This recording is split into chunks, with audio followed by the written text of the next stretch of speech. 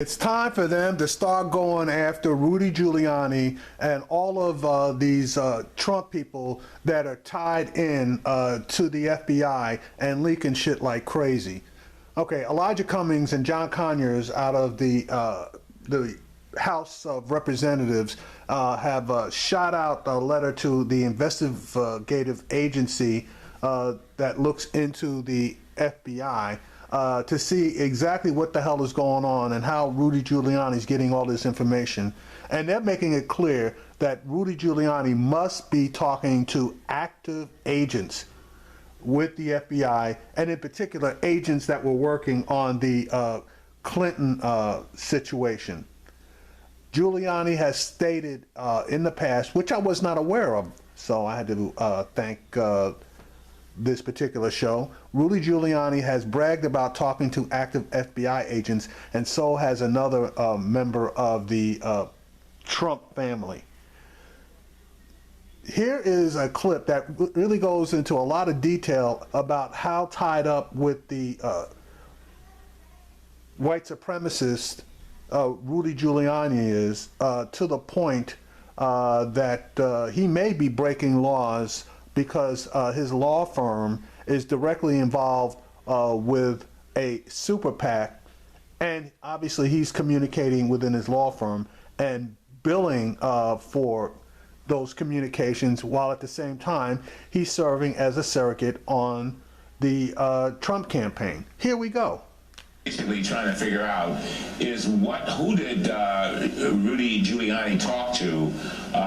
He says he got information from former FBI agents, but clearly there's information coming out from current FBI agents. We don't know who those agents were and exactly why they are doing this, because it's basically undermining the FBI. And when you lose trust in the FBI, clearly you can end up with a crisis of legitimacy. That was Democratic Congressman Elijah Cummings. And he and Congressman John Conyers, respectively, the ranking members of the House Oversight and Judiciary Committees, have sent a letter to the Justice Department Inspector General calling for an investigation into the FBI leaks to the Trump campaign. For top Trump surrogate Rudy Giuliani, he raised suspicions that he received leaked information from the FBI, when last week he teased an imminent surprise that could shake up the election, and then just days later, as promised, FBI Director James Comey delivered that shakeup with his letter about new emails that may or may not be relevant to the investigation of Hillary Clinton's use of a private server. Last night on Hardball, Giuliani denied having been given that information from anyone currently at the FBI. I had no idea that Jim Comey was going to do what he was going to do the day that he did it, nor did I ever think he was going to do it. What I did know about, which is quite true for about 4 months, is that the FBI was very, very upset about the way Jim Comey had handled the case. But I heard that from former FBI agents, not from current FBI agents.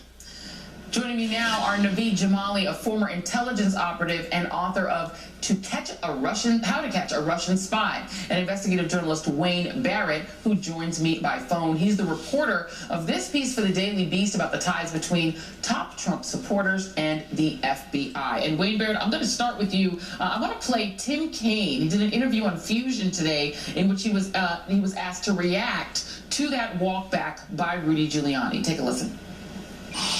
I don't think Giuliani's walkback is credible. I think the FBI, sadly, has become like a leaky sieve. What's come out since suggests that it's probably more likely explained that he knew that the FBI was not only a leaky sieve, but there were people within the FBI actively working to try to help the Trump campaign. This is just absolutely staggering, and it is a massive blow to the integrity of that body. Wayne Barrett, based on your reporting, where do you come down on this? Is Tim Kaine correct that Rudy Giuliani has given away the game, that there was in fact an active attempt by FBI agents to assist the Trump campaign and to communicate with them? Well, when Mr. Kaine describes it as a walkback, it's October 28th in a radio interview. Rudy Giuliani said he was talking to active agents. Okay, so that's a pretty quick walk back. And even earlier yesterday, he seemed to confirm that in his appearance on Fox Morning News. So it's not just Giuliani. My piece is also largely about Jack Kallstrom, who was the head of the FBI office in New York, and he has said repeatedly on Fox that he not only talked to active agents, but that he talked to agents involved in the Clinton case. So there's no question but that they're trying to really reverse the words that they have been saying. They've been bragging about it. In fact, Kallstrom in particular is put on Fox precisely because they think he's talking to agents involved in the case. Megyn Kelly, when she introduces him, excuse me, says, I know you're talking to agents involved in the case. Yeah. So, look, now they're trying. I don't know why these guys who are experienced law enforcement people would go on television, as they have been for months, saying that they were talking to agents when they know Rudy helped draw up the guidelines in the Justice Department after Watergate in the 70s Yeah. that prevent these agents from talking to political figures like himself.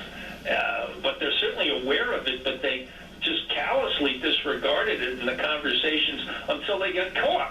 Exactly, and then they're trying to walk it back. Naveed Jamali, and as Wayne just intimated, I mean, Rudy Giuliani is a former prosecutor, a former U.S. attorney. He knows the law. I want to play one more person who's been bragging about what seems to be untoward knowledge about what's going on inside of the bowels of the FBI, and that would be one Donald J. Trump, back on October 29th, talking about what he called an FBI revolt. Take a listen.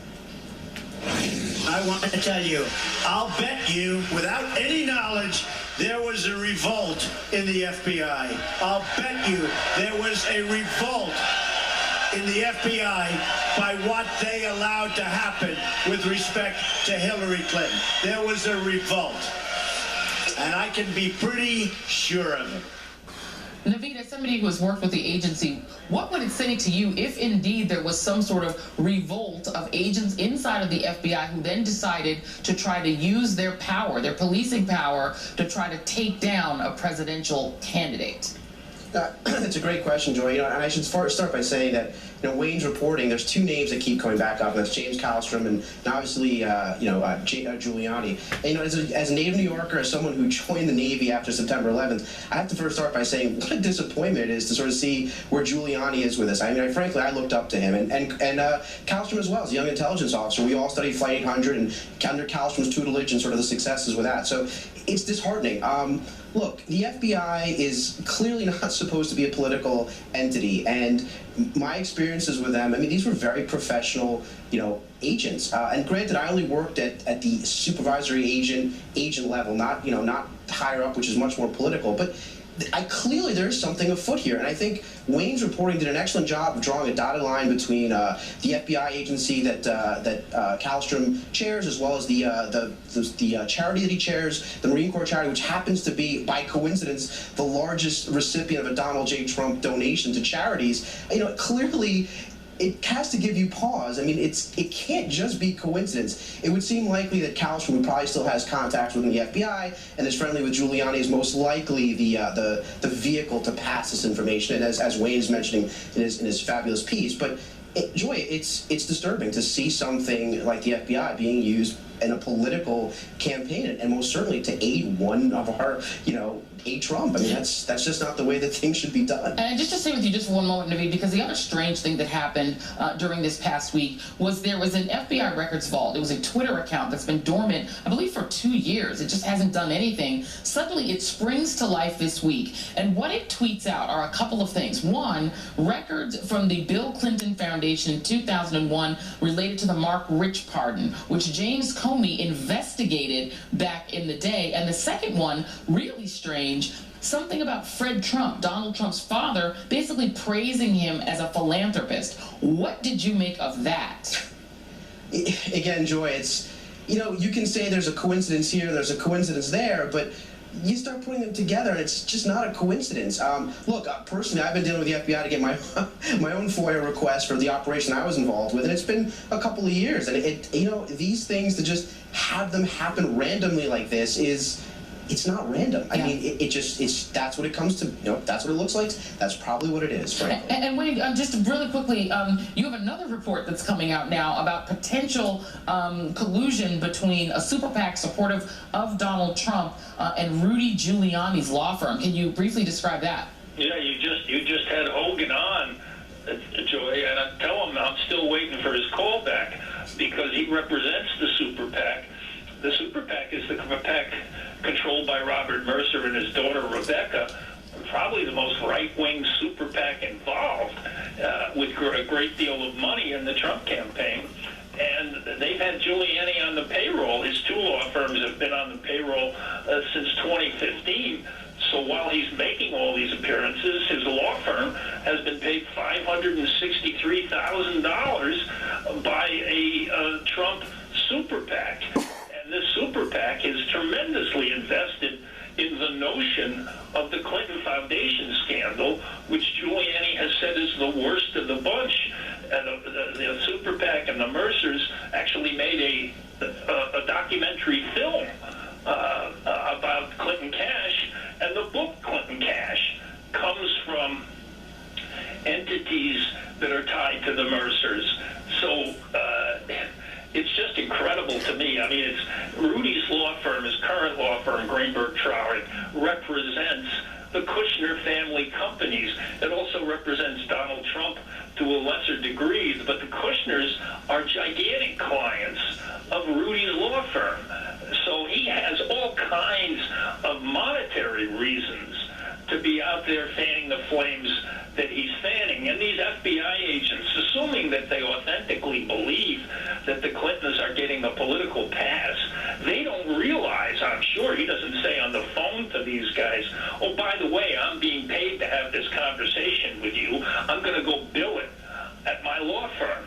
Yeah, and we are out of time, but really quickly, Naveed, I have to point out, and a lot of people continually point out when we talk about this story, that the FBI is incredibly aggressive when it comes to trying to pin something on the Clintons, even if it comes from a book, and even delving into the political. But they don't seem to be so aggressive in running down some of these allegations of foreign hacking, Russian hacking, and attacks on the Democrats and on the DNC. What do you make of that? It's a very important point, and I just want to clarify that. There's what we see and there's what we don't see, and you're absolutely right. The investigative arm, which tends to fall under the criminal auspices of the FBI, is very, very vocal and very much above the waterline. The counterintelligence component of this, which is really where all of this would fall, there's two parts to that. One is investigation, and then the second is operations. It tends to be the fact that the FBI and the intelligence community as a whole, which is where this falls under, does not discuss these types of operations.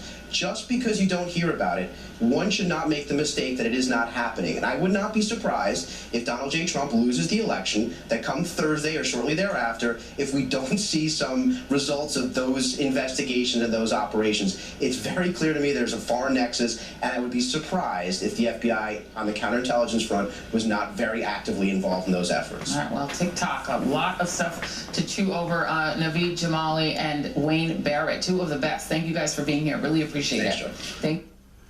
Donald Trump talks about going to Washington to clean up the swamp. Let me suggest that somebody needs to get into hazmat suits because Donald Trump's got a nuclear wasteland over there that absolutely needs to be cleaned up. This is flipping incredible.